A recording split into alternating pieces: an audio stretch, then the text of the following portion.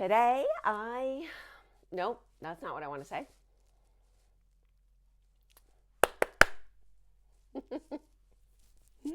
Oh, God.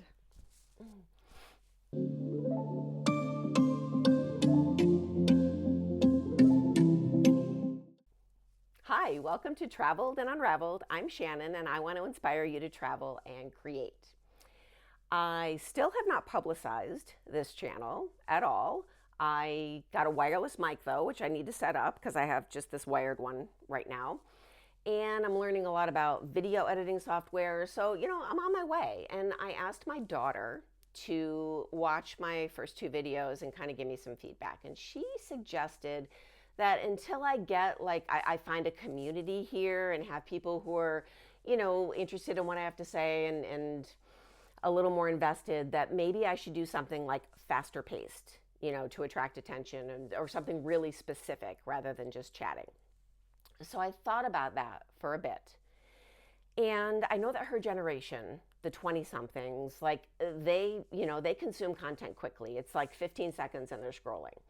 But I've been inspired by YouTubers like Soph Knits Daily and Woozy by Celine, and they are younger content creators, and they don't use that fast cut, move quickly, like no attention span format.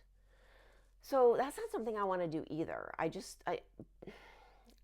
want to have that really chaotic format, but I don't want to be boring. Okay. And I think that's what my daughter was trying to say, that Mom, you're a little bit boring.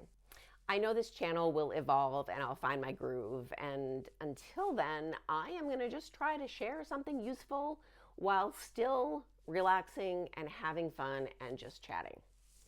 That's what I'm going to do. So today I'm going to talk about what's on my needles and some upcoming travel plans. And I'm also going to share how I plan my bigger trips. Okay, let's get into some knitting first. I finished the Brooklyn Raglan tee. Actually, I think the pattern's technically called Brooklyn Raglan Light. It's by Tori Yu. It's got this it's a very basic tee, but it's got this very nice pattern, which is just knits and purls, on the sleeves. I did a size 3. Let me just get the yarn so I can tell you specifically, instead of last time where I was like, whatever. This is 29 Bridges wool linen. It's a fingering yarn. The colorway is Prue. And I used a smidge over 2 skeins, probably about 850 yards for this tee. I do knit loosely, and when I was knitting up this yarn, my stitches looked a little uneven. I was a little bit worried about it, but it blocked so beautifully, this 29 Bridges yarn. It just smoothed out, all the stitches smoothed out. It didn't grow a ton. It's nice and form-fitting like I wanted it to be. Love, love, love it. So, new cast-ons, I have 2. The first one, now, I think it's a long shot that this particular person would ever be watching my YouTube videos, but if you are a friend of mine that is having a baby soon, maybe just skip ahead a minute, all right? Because this is for your baby that I'm making this. It's, what's it called? It's called the Flower Cardigan, the pattern is called, and the designer is, Yelena Murak. Hopefully I didn't butcher that. All the knitting podcasters have issues talking. No. It's difficult for all of us to properly know how to pronounce a lot of the designers' names. But I mean, look how cute this is. This is how it starts out. You do like a magic loop, or you could use DPNs. And it starts out with a little crochet magic circle, and then you work the pattern from there, and you can already see it's like a cute little flower. I'm very excited. Little baby cardigan. It has a flower in the back, and then the rest is stockinette. So I'm excited about that. And then I also cast on the Magnolia Tee by Knitting for Breakfast. This is how it's starting out. This is the collar. It's not rib knit. It's very cute. I'm very excited about it.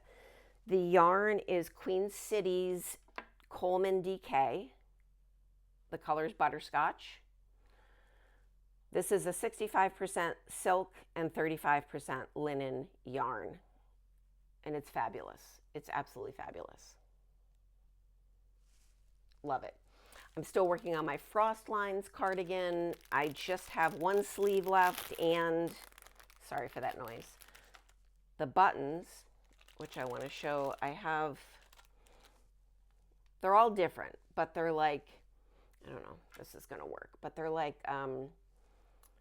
sun and moon, celestial. I love these buttons. I got them on Etsy. I'll leave a link to them below. And that's it. That's it for my knitting, right? Yeah, that's it for my knitting. So let's move on to travel. I'm going to Montreal in a few weeks. Very excited about that. I'm going with my daughter and her friend, and then one of my friends is coming. We're going to be there for about four days. Let's see, Thursday, Friday, Saturday, 4.5, you know. No. Wednesday we're traveling, so it'll be 4 days, yeah. 4 days we'll be in Montreal. I have gone to Montreal, but not since I was probably 13 years old. So, a long time ago. And then I am deep in the middle of planning a trip to Scotland for September. And you guys, I love planning.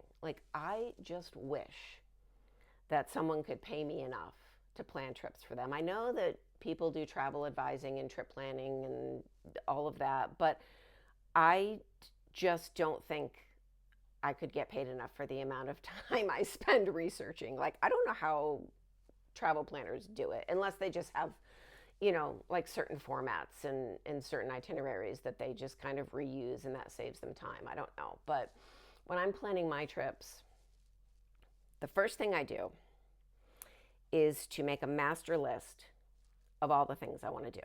All right. I usually make a Google Doc, and I can share that with whoever might be going on the trip so that everyone can give me their input, like their must-sees, anything they find interesting, anything at all. We just make a big master list.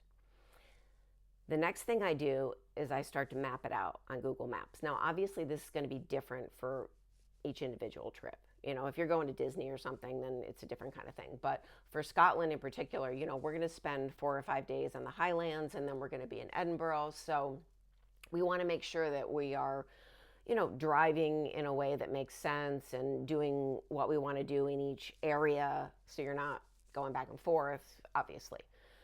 And when I get a sense for what's in each area and what everybody wants to do, I will start to make a loose itinerary. This is where I start researching like crazy. I want to research when things are open, what times they're open, how much time I think I'll need at each place. And then I just start cutting things. Okay, you can't do everything, and you got to just decide what's most important and what you can feasibly fit in. The next thing you want to do is build in time. Okay, you have to pad it, because there are going to be places that you want to spend longer than you think, or places that didn't take as long as you thought, or there's traffic, or there's transportation issues. I don't want my vacations to be stressful. I mean, honestly, they probably are a little bit stressful because I do like to pack a lot in, but I have learned that you have to give yourself time. Okay, you got to just pad. I just make sure I have time around each thing that we do, a little extra time. Then when I've got that loose itinerary, I just keep researching. I revise, I check every website to make sure that the tour I want to take is on this day. I had to revise one entire day of our Scotland trip because I found out that something that we really, really wanted to do was only available on Friday, Saturday, and Sunday. So, those things come up. You think that a certain store or a certain museum or a certain place that you want to visit is always going to be open, and sometimes it's not. So you absolutely have to check that. And then when I'm relatively happy with the itinerary, that's when I start looking for accommodations and flights and start booking things.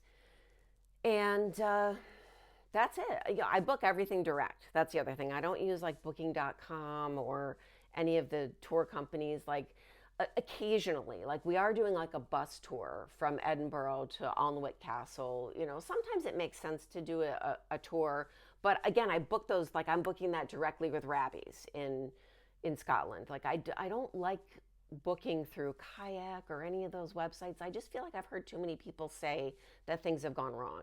And I've never ever had a problem booking direct. I book direct through the what's the word?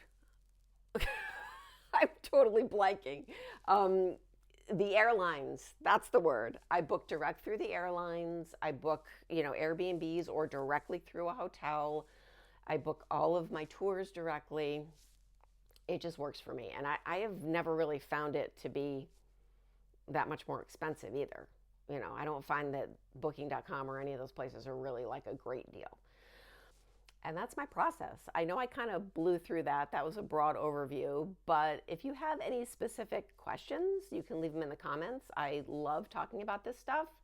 Very happy to answer any questions that anybody may have. And I think that's it for today.